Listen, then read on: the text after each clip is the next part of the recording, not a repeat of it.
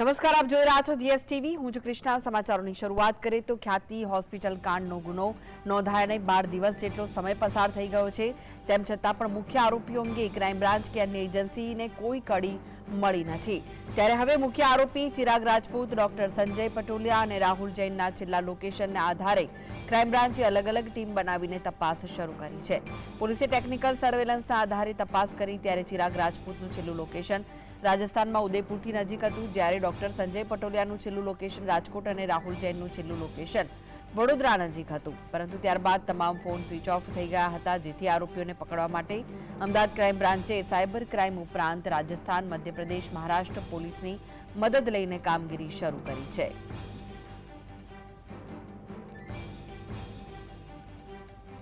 તો આ વિશે વધુ માહિતી માટે જોડાઈ ગયા છે સંવાદદાતા વિરેન્દ્રસિંહ ભાટી। વિરેન્દ્ર, જે લોકો ફરાર છે તેમને શોધવા માટે પણ હવે પોલીસે કવાયત હાથ ધરી છે, શું વિગતો મળી રહી છે?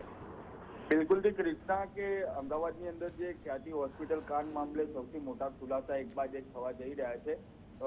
ઘટનાની જો સમગ્ર વાત કરવામાં આવે કૃષ્ણા, તો ખ્યાતિ હોસ્પિટલ કાંડનો જે મામલો હતો ને જે ગુનો દાખલ થયો તેને 12 દિવસ જેટલો સમય વીત્યો છે, પણ મુખ્ય આરોપીઓ હજી ફરાર જોવા મળી રહ્યા છે। કારણ કે અમદાવાદ ક્રાઇમ બ્રાન્ચ હોય કે અલગ અલગ એજન્સી હોય, તેમના દ્વારા જે કામગીરી કરવામાં આવી રહી છે, પરંતુ એજન્સીઓને કોઈ જ કડી ન મળી રહી હોય તેવું લાગી રહ્યું છે।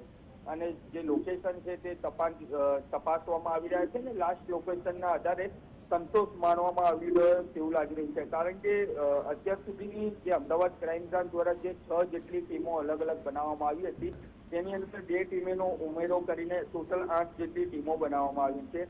અને જે આ તમામ લોકો ફરાર આરોપીઓ છે, જેની અંદર સંજય પટોલિયા હોય, રાહુલ જૈન હોય કે કાર્તિક પટેલ હોય, જેવા મુખ્ય આરોપીઓ જે ફરાર છે તેમને બનાવવા માટે અલગ અલગ રાજ્યોમાં, એટલે કે રાજસ્થાન હોય, મધ્યપ્રદેશ હોય, મહારાષ્ટ્ર જેવા રાજ્યોની અંદર ટીમો મોકલવામાં આવી રહી છે।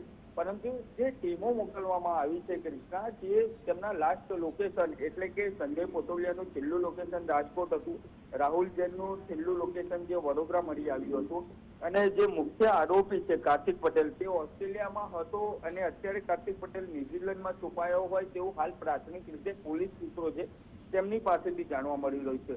પરંતુ જે અમદાવાદ ક્રાઇમ બ્રાન્ચ દ્વારા ટીમો અલગ અલગ રાજ્યોમાં બનાવવામાં આવી છે અને તે મોકલવામાં આવી છે, પરંતુ હજી સુધી કોઈ એવી મુખ્ય કરી આ જે મુખ્ય આરોપીઓ છે તેમને પકડવામાં મળી રહી નથી તેવું લાગી રહ્યું છે।